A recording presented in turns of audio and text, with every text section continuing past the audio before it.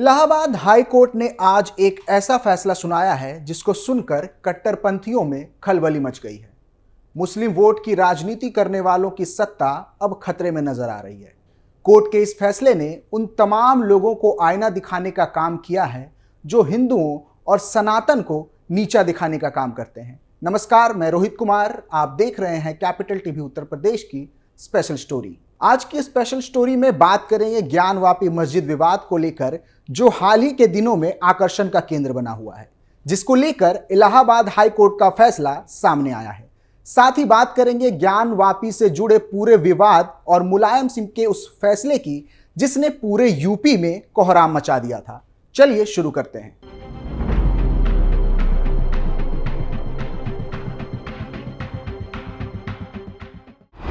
ज्ञानवापी विवाद को लेकर एक और सुनवाई।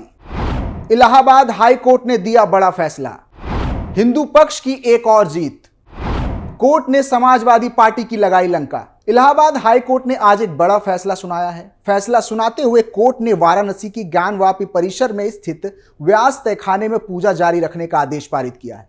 बता दें कि इलाहाबाद हाई कोर्ट में मुस्लिम पक्ष की ओर से ज्ञानवापी विवाद को लेकर एक याचिका दाखिल की गई थी। इस याचिका को कोर्ट ने आज खारिज कर दिया है।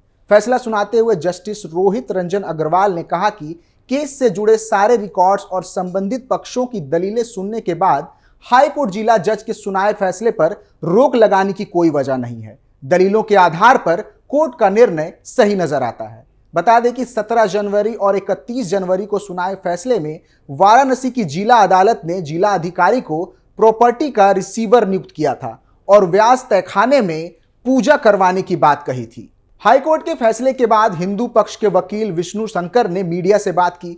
मीडिया से बात करते हुए वकील ने कहा कि अदालत ने मुस्लिम पक्ष की याचिका को खारिज कर दिया है। साथ ही पूजा करने पर कोई रोक टोक नहीं है, पूजा नियमित तौर पर चलती रहेगी। बता दें कि मुस्लिम पक्ष ने 31 जनवरी को वाराणसी की जिला अदालत के सुनाए फैसले को हाई कोर्ट में चुनौती दी थी, लेकिन फैसले की रात ही वाराणसी प्रशासन ने व्यास तहखाने में पूजा शुरू करवा दी थी। ज्ञानवापी मस्जिद का प्रबंधन संभालने वाली अंजुमन इंतजामिया कमेटी ने इस फैसले में पहले सुप्रीम कोर्ट का रुख किया था, जिसे खारिज करते हुए सुप्रीम कोर्ट ने मुस्लिम पक्ष से पहले इलाहाबाद हाई कोर्ट जाने के लिए कहा था। मुस्लिम पक्ष की मांग थी कि जिला अदालत का पूजा करवाने वाला फैसला रोक दिया जाए। क्या है व्यास तहखाने की कहानी? साल 1993 तक पंडित सोमनाथ व्यास ज्ञानवापी दक्षिण में स्थित तहखाने में पूजा किया करते थे।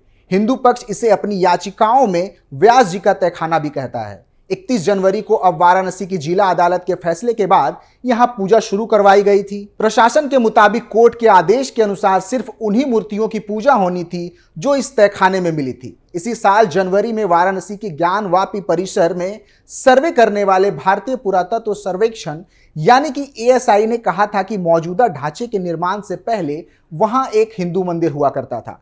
वाराणसी जिला अदालत ने पिछले साल जुलाई में ASI को मस्जिद परिसर का सर्वे करने का निर्देश दिया था। सार्वजनिक की गई ASI की रिपोर्ट में कहा गया है कि 4 महीने के अपने सर्वे में वैज्ञानिक अध्ययन, वास्तुशिल्प, कलाकृतियों, शिलालेखों और मूर्तियों के अध्ययन के आधार पर यह आसानी से कहा जा सकता है कि मौजूद संरक्षण के निर्माण से पहले यहाँ एक हिंदू मंदिर मौजूद था। वहीं मस्जिद पक्ष का कहना है कि ज्ञानवापी मस्जिद में बादशाह अकबर से लगभग 150 साल पहले से ही मुसलमान नमाज पढ़ते चले आ रहे हैं।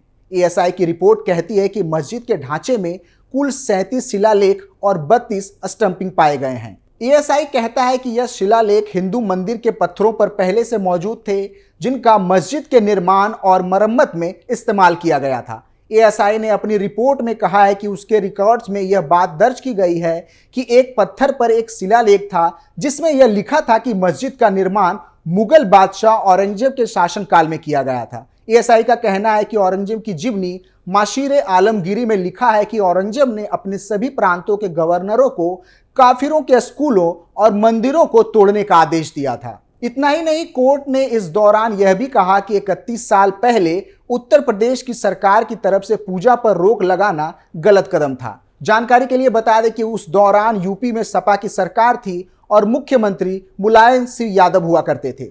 जस्टिस रोहित रंजन अग्रवाल की बेंच ने आगे कहा कि साल 1993 से व्यास परिसर को धार्मिक पूजा और अनुष्ठान से रोकने का राज्य सरकार का कदम गलत था।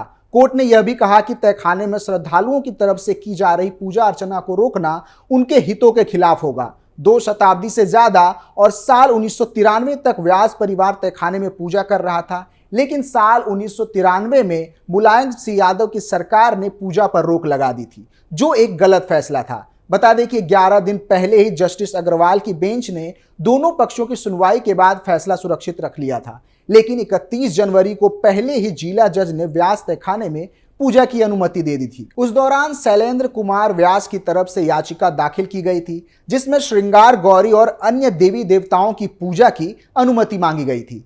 कोर्ट की तरफ से आदेश जारी होने के बाद वाराणसी डीएम MS राजलिंगम अपने अन्य अधिकारियों के साथ गेट नंबर 4 के द्वारा मस्जिद परिसर में पहुंचे और अंदर करीब 2 घंटे रहे। बाहर आने के बाद उन्होंने पत्रकारों को बताया कि कोर्ट के आदेश का पालन किया जा रहा है। इसके बाद ही मस्जिद कमेटी ने उच्च न्यायालय का दरवाजा खटखटाया था।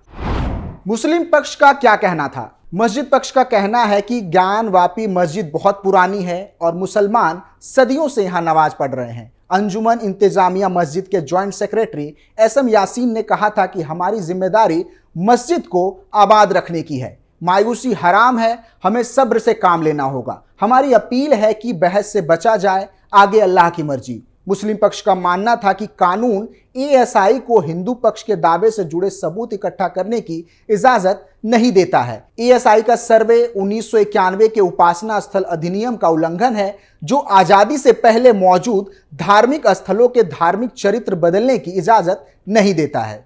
बता दें कि भारत में मंदिर मस्जिद का मुद्दा कोई नया नहीं है, जिसको लेकर हिंदू और मुस्लिम पक्ष आमने सामने हैं। मंदिर मस्जिद का मुद्दा इन दोनों भारत में खूब सुर्खियां बटोर रहा है। एक नहीं बल्कि कई ऐसे मुद्दे हैं जिनको लेकर मुस्लिम और हिंदू के बीच विवाद की स्थिति बनी हुई है।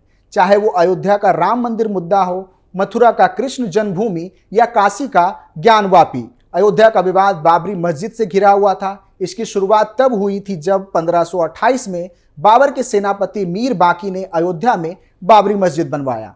इस मस्जिद को मुगल काल की एक महत्वपूर्ण मस्जिद माना जाता था। वैसे बाबरी मस्जिद का मॉडर्न दस्तावेज में भी जिक्र है, जैसे साल 1932 में छपी किताब अयोध्या ए हिस्ट्री में बताया गया है कि मीर बाकी को बाबर ने ही हुक्म दिया था कि अयोध्या में राम मंदिर हो और यहाँ के मंदिरों को तोड़कर मस्जिद का निर्माण करवाया जाए। बाबर के सिपाही द्वारा बनाई गई इस मस्जिद का नाम बाबरी रख दिया गया। तब से लेकर अब तक विवाद की स्थिति बनी हुई थी। वहीं श्री कृष्ण जन्मभूमि मथुरा की बात करें तो यह पूरा विवाद 13.37 एकड़ जमीन के मलिकाना हक को लेकर है। इस जमीन के 11 एकड़ में श्री कृष्ण मंदिर है और 2.37 एकड़ हिस्सा शाही ईदगाह मस्जिद के पास है। हिंदू पक्ष यहां श्री कृष्ण जन्मभूमि होने का दावा करता है। इस पूरे विवाद की शुरुआत 350 साल पुरानी है, जब दिल्ली की गद्दी पर औरंगजेब का शासन था।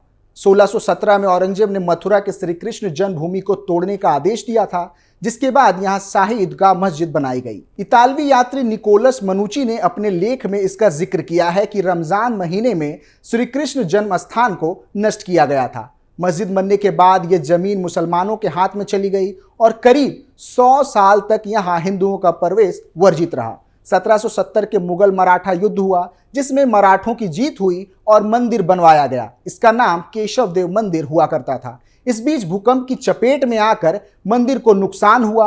1815 में अंग्रेजों ने जमीन को नीलाम कर दिया, जिसे काशी के राजा ने खरीद लिया, लेकिन वो मंदिर नहीं बनवा सके। ये जमीन खाली रही, जिसके बाद मुस्लिमों ने दावा किया कि जमीन उनकी है, लेकिन सुनवाई करते हुए 2022 में सिविल जज ने शाही ईदगाह मस्जिद का अमीन के जरिए सर्वे का आदेश दिया। अब हिंदू पक्ष ने मस्जिद को हटाने की मांग की है। ये मसला अभी भी इलाहाबाद कोर्ट के पास है, जिस पर सुनवाई जारी है। फिलहाल के लिए इतना ही। आप देखते रहिए कैपिटल टीवी उत्तर प्रदेश। नमस्कार।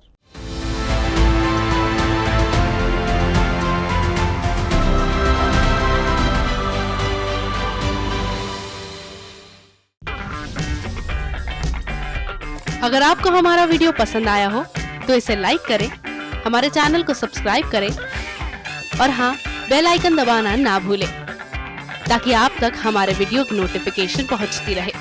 आप अपना सुझाव हमें कमेंट बॉक्स में दे सकते हैं। हमारे साथ जुड़ने के लिए शुक्रिया।